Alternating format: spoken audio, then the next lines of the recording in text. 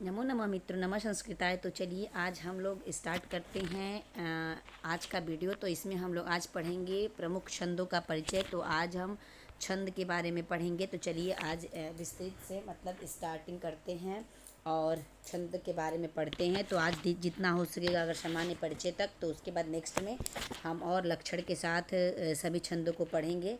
तो चलिए पढ़ते हैं। छंद शास्त्र को वेद पुरुष का पाद चरण माना जाता है। छंद पादौ तो वेदस्य पाणिनि शिक्षा के अनुसार। तो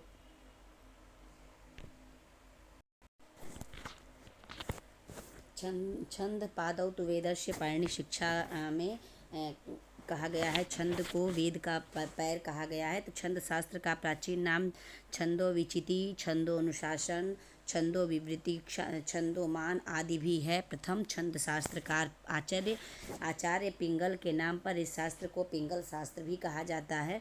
आचार्य पिंगल को छंद शास्त्र का प्रणेता या प्रवर्तक माना जाता है। पिंगलाचार्य ने छंद शास्त्र पर छंद सूत्र नामक ग्रंथ लिखा, जिसमें 8 अध्याय एवं 308 सूत्र हैं।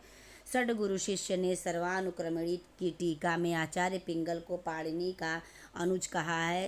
इससे इनका समय 600 ईसा पूर्व माना जाता है। विदेशी विद्वान छंद सूत्र का समय 200 ईसा पूर्व मानते हैं। छंद का लक्षण चित्ताह्लादकम छंद छंदयति ह्लादयति इति छंद छंदांसी छादनात् निरुक्त। ये निरुक्त में कहा गया है, छंदांसी छादनात्। तो चलिए इसमें देखते हैं कि इस छंद में कितनी मात्राएं होती हैं। तो प्रमुख वैदिक छंद, तो पहले हम सबसे पहले वैदिक छंद के बारे में पढ़ेंगे। तो चलिए देखते हैं वैदिक छंद के बारे में। तो छंद वर्णपाद, तो सबसे पहले देखते हैं गायत्री छंद को। तो गायत्री छंद में 24 वर्ण होते हैं और 3 पाद होते हैं। उष्णिक में 8 दूसरा आता है उष्णिक छंद, और उष्णिक छंद में 28 वर्ण और 3 पाद होते हैं। अनुष्टुप छंद में 32 वर्ण और 4 पाद होता है। बृहति में भी 36 वर्ण और 4 पाद होता है। और पंक्ति छंद में 40 वर्ण होते हैं और 5 पाद होते हैं। त्रिष्टुप में 44 वर्ण होते हैं और 4 पाद होते हैं। जगति में 48 वर्ण होते हैं और 4 पाद होते हैं। तो उसके बाद अब बढ़ते हैं नीचे। ये सातों छंद सप्त छंदांसी नाम से जाने जाते हैं। इन छंदों की अक्षर संख्या क्रम से 4-4 बढ़ती जाती है। जैसे आप देखिए, पहले 24 है, फिर 28 है, फिर 32 है, फिर 36, फिर 40, फिर 44 और फिर 48। यानी ये 7 छंद हैं और 4-4 मात्राएं बढ़ती जाती हैं। तो स्टार्टिंग 24 से और लास्ट में 48 छंद तक, 48 वर्ण तक आते हैं। याद करने की ट्रिक है गा उ अ व्री पन त्रि ज। तो गा से हो जाएगा गायत्री, उ से हो जाएगा उष्णिक, अ से हो जाएगा अनुष्टुप, व्री से हो जाएगा बृहति, प से हो जाएगा पंक्ति, त्रि से हो जाएगा त्रिष्टुप और ज से हो जाएगा जगति आदि। तो ये होते हैं। अब आते हैं नेक्स्ट पे। तो प्रमुख लौकिक छंद संस्कृत काव्यों में मुख्य रूप से अनुष्टुप को श्लोक भी कहा जाता है। यानी अनुष्टुप को श्लोक छंद भी कहा जाता है। उसके बाद उपजाति, वंशस्थ, द्रुत विलंबित, शालिनी, वसंत तिलका, मालिनी और हरिणी, शिखरड़ी, मंदाक्रांता, शार्दुल, विक्रीडित, श्रद्धता तथा आर्या छंद हैं। यानी इतने जो छंद हैं, यानी अनुष्टुप, उपजाति, वंशस्थ, द्रुत विलंबित, शालिनी, वसंत तिलका, मालिनी, हरिणी, शिखरिणी, मंदाक्रांता, शार्दुल, विक्रीडित, श्रद्धा तथा आर्या छंद है। अनुष्टुप सबसे छोटा छंद है, जिसमें कि 8 गुणे 4 यानी 32 वर्ण होते हैं। 32 वर्ण है, मतलब अनुष्टुप सबसे छोटा छंद है तथा श्रद्धरा सबसे बड़ा छंद है। यानी अनुष्टुप में 8 गुणे 4 अनुष्टुप में 8 गुणे 4 यानी 32, और इसमें 21 गुणे 4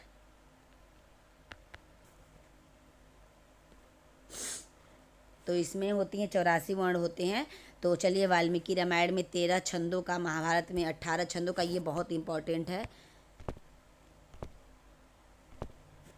ये बहुत इम्पोर्टेंट है। ये जो है ये बहुत इम्पॉर्टेंट है। वाल्मीकि रामायण में 13 छंदों का, महाभारत में 18 छंदों का, श्रीमद् भागवत पुराण में 25 छंदों का प्रयोग हुआ है, परवर्ती काव्यों में 50 छंदों का प्रयोग हुआ है। अब इसमें पढ़ते हैं छंद शास्त्र के प्रमुख ग्रंथ। तो छंद शास्त्र के प्रमुख ग्रंथ आप देख सकते हैं। छंद सूत्र आचार्य पिंगल, यानी इसको आचार्य पिंगल ने लिखा है। छंद सूत्र को आचार्य पिंगल और छंदो अनुशासन को जयकीर्ति, सुवृत तिलक, क्षेमेंद्र, छंदो अनुशासन हेमचंद्र पिंगलनाथ, यानी छंदो अनुशासन हेमचंद्र पिंगलनाथ, छंदो विचिति भाष्य यादव प्रकाश, वृत्त मुक्तावली श्री कृष्ण भट्ट, वृत्त रत्नावली वेंकटेश, जयदेव छंद जयदेव छंद जयदेव, वृत्त रत्नाकर केदारनाथ, श्रुतबोध कालिदास, छंदो मंजरी गंगादास, वाणी भूषण दामोदर मिश्र, वृत्त मौतिक चंद्रशेखर भट्ट और बाग वल्लभ दुख भंजन कवि हैं इसके। चलिए नेक्स्ट पे आगे देखते हैं। पिंगल के छंद सूत्र पर भट्ट हलायुध ने मृत संजीवनी टीका लिखी है। तो इसको ये ध्यान देने वाली बात है। ये जो है मृत संजीवनी टीका लिखी है। जानाश्रयी छंदो विचिति नामक सूत्रात्मक ग्रंथ 600 ईसा पूर्व ईस्वी के आसपास लिखा गया। भरत मुनि के नाट्य शास्त्र के 2 अध्याय 15-16 में एवं अग्नि पुराण के 8 अध्यायों 328 से 335 तक में भी छंदों का विवरण दिया गया है। ये हो गया। पिंगल सूत्र की यादव प्रकाश नामक टीका के अनुसार छंद शास्त्र भगवान शंकर से देवराज इंद्र को, इंद्र से दुष्चवन को, दुष्चवन से बृहस्पति को, बृहस्पति से मांडव्य को, मांडव्य से सैतव को, सैतव से यास्क को और यास्क से पिंगल को प्राप्त हुआ। मतलब यहाँ पे इनके पिंगल सूत्र यादव प्रकाश नामक टीका में लिखा गया है कि मतलब सबसे पहले जो है छंद शास्त्र जो है भगवान शंकर से देवराज इंद्र को मिला, इंद्र के बाद दुष्चवन ऋषि को मिला, दुष्चवन के बाद बृहस्पति को मिला, बृहस्पति के बाद मांडव्य को मिला और मांडव्य के बाद सैतव को, सैतव के से यास्क को और यास्क से पिंगल को। तो इसमें आप देख सकते हैं कि एक इसमें दिया हुआ है इंद्र से दुष्चयन 1, दुष्चयन से बृहस्पति 2, बृहस्पति से मांडव्य 3, मांडव्य से सैतव 4, सैतव से यास्क 5 और यास्क से पिंगल यानी 6। तो ये 6 लोगों तक पहुंचा था, यानी 6 लोगों तक ये पहुंचा था। अब पद या छंद के प्रकार को देखते हैं। पद के 2 भेद होते हैं, वृत्तम यानी वर्णिक छंद और जाति यानी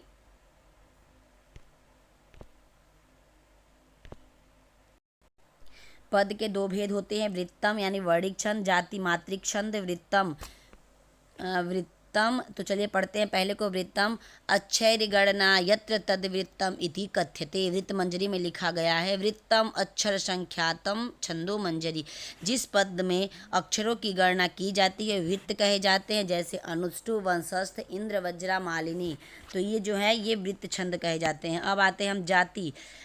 मात्राभिगणना यत्र सा जातिर्विधीयते जातिर्मात्रा कृता भवेत्। छंदो मंजरी में ये कहा गया है जिस पद में मात्रा की गिनती की जाती है वे जाति छंद कहे जाते हैं। जैसे आर्या छंद जाति छंद है, इसमें जो है मात्राओं की गणना की जाती है। मतलब जैसे उसमें कहाँ पे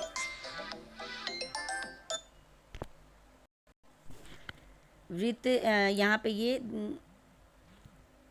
हाँ, जिस पद में मात्रा की गिनती की जाती है वे जाति छंद कहे जाते हैं। जैसे आर्या छंद जाति छंद है, इसके प्रथम और तृतीय पाद में 12 मात्राएं, दूसरे पाद में 18 मात्रा, चतुर्थ पाद में 15 मात्राएं होती हैं। तो चलिए नेक्स्ट पे वृत्त छंद के प्रकार पढ़ते हैं। वृत्त छंद 3 प्रकार का होता है, तो देखते हैं इसको। समवृत्त, अर्ध समवृत्त और विषम वृत्त। तो ये 3 प्रकार का होता है। तो सबसे पहले हम समवृत्त को देखेंगे। समवृत्त को देखते हैं। जिस छंद के चारों पादों में लक्षण समान रूपेण घटित होते हैं वह समवृत्त छंद होता है। यानी जिस छंद के चारों पाद में एक समान रूप होंगे तो वहाँ समवृत्त छंद होता है। जैसे इंद्र वज्रा को जब हम पढ़ते हैं तो उसमें समान वर्ण आते हैं, समान मात्राएं, मतलब समान वर्ण आते हैं और उतने ही जैसे 11 मात्राएं होती हैं तो सब में बराबर मात्रा होती हैं। उपेंद्र बज्रा में भी सेम होता है, वंशस्थ में भी वैसे ही होती हैं। जैसे चारों पाद में 8 मात्राएं हैं तो 8 ही होंगी। और मालिनी में भी, शिखरणी में भी आदि सम्मिलित है। जैसे अंगघ्र्यो यस्य चत्वारस्तुल्य लक्षण लक्षिता तदक्ष छंद शास्त्र तत्वज्ञा समम वृत्तम प्रक्षते। तो इसमें वृत्त रत्नाकर में ये कहा गया है। अर्ध समृद्ध को देखते हैं। यदि छंद का प्रथम पाद तृतीय पाद के समान तथा द्वितीय पाद चतुर्थ पाद के समान होवे वह वृत्त अर्ध समृद्ध कहा जाएगा। जैसे वियोगिनी अर्ध समृद्ध, ये वियोगिनी अर्ध समृद्ध होता है।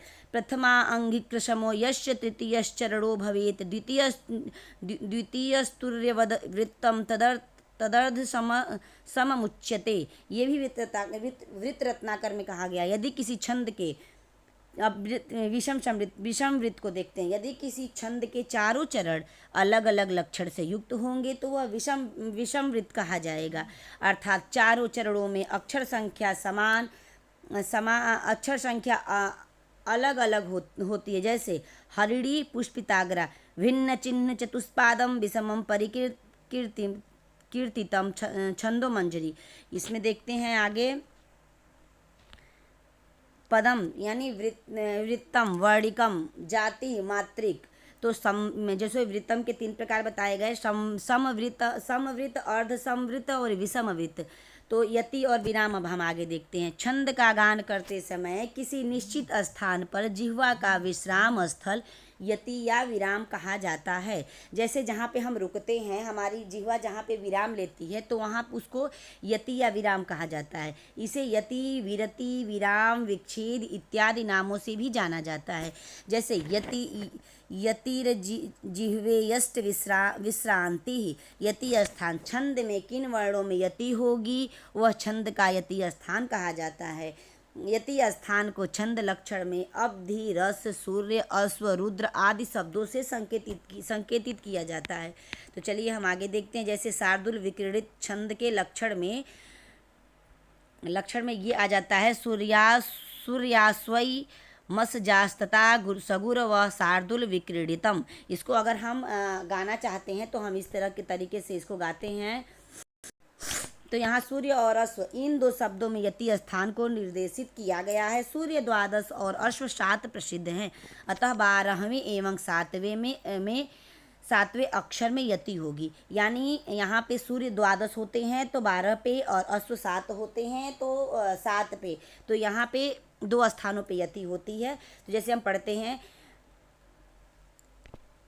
इसको हम पढ़ते हैं सूर्यास्वै मसजास्तता सगुरव शार्दुल विक्रीडितम। ऐसे हम इसको पढ़ते हैं, इसको गा सकते हैं हम। तो चलिए आगे पढ़ते हैं। अब जिन छंदों के लक्षण में यति स्थान का निर्देश नहीं होता वहाँ पदांत में या श्लोक के आधे में यति माननी चाहिए। यति सर्वत्र पदांते श्लोकार्धे तु विशेषतः। छंद में यति स्थान बोधक शब्दों की सूची इस प्रकार है। जैसे संख्या बोधक शब्द, संख्या बोधक शब्द। जैसे ईश्वर 1, चंद्र 1, 3 गुड़ 3, अग्नि 3, 5 भूत 5, वाड़ 5, 7 अश्व और मुनि, 9 ग्रह रंध्र, 11 रुद्र ईश, 2 नेत्र पक्ष, 4 वेद समुद्र, 6 रस शास्त्र, 8 वसु और नाग, 10 दिशा दोष, 12 सूर्य आदित्य। अर्थात छंदों के लक्षण में यति या विराम किन वर्णों में होगा, इसको चंद, सूर्य, अश्व, रथ, मुनि, रुद्र, रस आदि शब्दों से बताया जाता है। तो चलिए सबसे पहले देखते हैं शिखरणी छंद को। तो शिखरणी छंद के लक्षण में रसई रुद्रई छिन्नाय यमन सब लागह शिखरिणी रसई रुद्रई छिन्ना यमन सब लागह शिखरिणी। अर्थात रस 6 प्रसिद्ध हैं और रुद्र 11 होते हैं। तो शिखरणी छंद को पढ़ते समय 6वें और 11वें पे अक्षर में यति विराम लेना है। छंद शास्त्र में लघु एवं गुरु वर्ण को देखते हैं हम। व्याकरण शास्त्र में ह्रस्व और दीर्घ वर्णों के स्थान पर छंद शास्त्र में लघु एवं गुरु शब्दों का प्रयोग होता है। लघु वर्ण एक मात्रा का परिचायक है, जैसे अ, ई, उ, क, च आदि। इसका सांकेतिक रूप खड़ी पाई बताया गया है। व्यंजन वर्ण हलंत वर्ण अर्थात आधे अक्षर छंद शास्त्र में नहीं गिने जाते हैं, मतलब जहाँ पे आधी मात्रा आती है उसको नहीं गिना जाता है। गुरु वर्ण दो या दो से अधिक मात्रा का परिचायक है, जैसे आ, ई, उ, का, चा, टा, पा आदि। इसका सांकेतिक रूप अंग्रेजी के एस वर्ण की तरह होता है। जैसे लघु को हम खड़ी पाई की तरह लिखते हैं और गुरु को एस की तरह लिखते हैं। छंदो मंजरी में लघु एवं गुरु वर्ण के बारे में कहा गया है कि वक्र रेखा गुरुश्चिन्ह सरला च लघुस्तथा, वक्र रेखा गुरुश्चिन्ह सरला च लघुस्तथा, गुरु रेको गकारस्तु लकारो लघु रेक कह। तो अब आगे देखते हैं हम, अब आगे छंद शास्त्र में गुरु वर्ण का विचार। तो अब इसको हम कल देखेंगे, उसके बाद हम इसका और भी पढ़ेंगे। तो फिर चलिए वीडियो को यहीं तक रहने देते हैं। वीडियो अगर अच्छी लगी हो तो वीडियो को दिल से लाइक, शेयर और सब्सक्राइब जरूर करिएगा, और थोड़ी सी कहीं भी त्रुटि होगी तो उसके लिए क्षमा प्रार्थी हूँ। अब आगे नेक्स्ट वीडियो में आप लोग कमेंट जरूर करिएगा, मैं जहाँ पे मेरी त्रुटि दिखेगी मैं उसको सुधारने की पूरी कोशिश करूँगी। तो फिर चलिए मिलते हैं नेक्स्ट इसी टॉपिक के साथ, और आगे का हम लोग इसका पढ़ेंगे। तो छंद शास्त्र में गुरु वर्ण के विचार के साथ पढ़ेंगे, यहीं तक रहने देते हैं। चलिए तब तक के लिए बाय बाय। नमः संस्कृताय मित्रों।